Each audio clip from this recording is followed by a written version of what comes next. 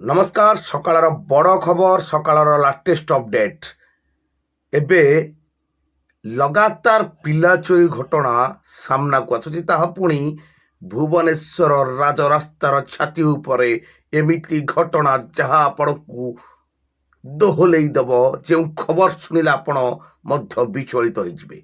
एइथिपाई आमे कथा कहूचु गत काली 12 वर्षर बालक धौली अंचलरू निखोज परे दुई नाबालिका सालिया साईरु निखोज हो जाइछन्। धौली अंचलरू प्रद्युम्न नायक नामक 12 वर्षर युवक स्कूल जाइथिबा समय आउ फेरी नथिला। एबे विचांचल्य कुआडे गला उक्त युवक एवं शुभश्री नायक सुभद्रा देहुरी नामक दुई नाबालिका मध्य सेही परिस्थिति रे सालिया साईरु किआडे निखोज हो गले ताकू नहीं बड़ प्रश्न।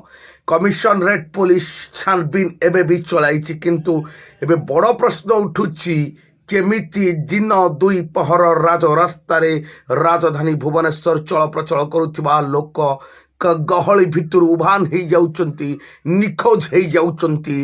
एई युवक माने पिला चोरी नहीं तो जदि पिला चोरी हेउ नहीं ताहले एमाने जाउचंती कुआडे बड़ प्रश्न। पिला चोरीर गोटे बड़ गैंग आउ नहीं तो यही बड़ गैंग पिला चोरी परे चोरी करी फेरार हो जाऊनांती तो एबे पुलिस को चेता पशिची समस्त को 25,000 टंका पुरस्कार घोषणा करी समस्त फोटो को गली कंदी मारी सारे। एबे बाकी रहिला देखा यह पछरे कहार रही हाथ ना कौन रही सस्पेंस। जा सकाळर बड़ खबर सकाळर लाटेस्ट अपडेट।